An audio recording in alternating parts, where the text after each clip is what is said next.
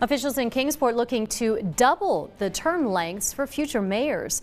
Good evening, I'm Sarah Diamond. Casey Marler is on assignment.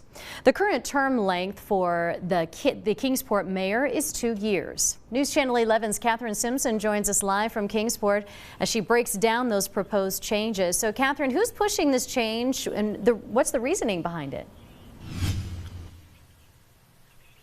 Yeah, Sarah, Kingsport Mayor Pat Scholl says he wants to make changes that would affect future mayors. Back in 1979, the voters in Kingsport voted to cap terms at 2 years.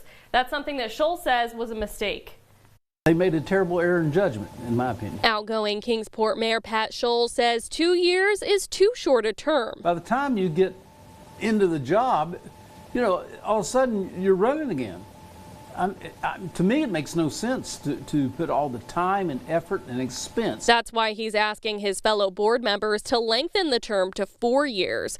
But because of how the city was chartered in 1917, changes to term lengths have to be approved by the state legislature and then passed locally, either by a 2/3 majority vote of the board or by a 2/3 majority vote in a referendum. Kingsport State Representative Bud Holsey is supportive so far.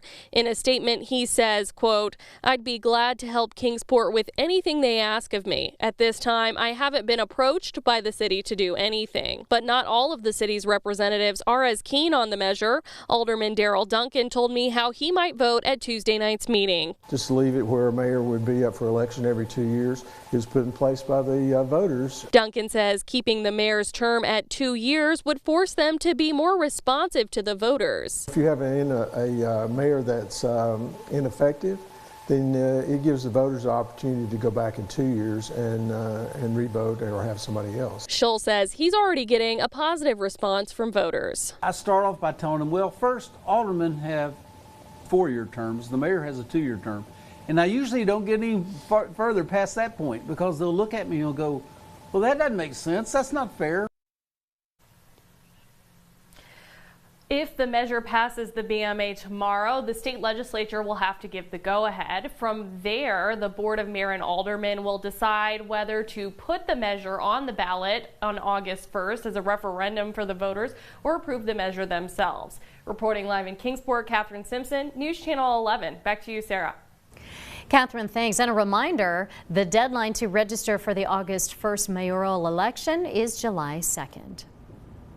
Scholl is also asking the aldermen to consider another change to the city's charter tomorrow. The board will vote as to whether they should modify the city's charter, allowing future boards to change compensation for BMA members during the budget approval process. Back in 1989, the city set pay for the mayor at $250 a month and for aldermen at $200 a month. That's $3,000 and $2,400 per year, respectively. It hasn't changed since then. The way it's structured is, once again, we have to go to the state to get the authority back to set our own pay. Johnson City has that authority. They can set, their commission can set their own pay. The measure will not change aldermen's pay. It will go through the same approval process as the term extension measure.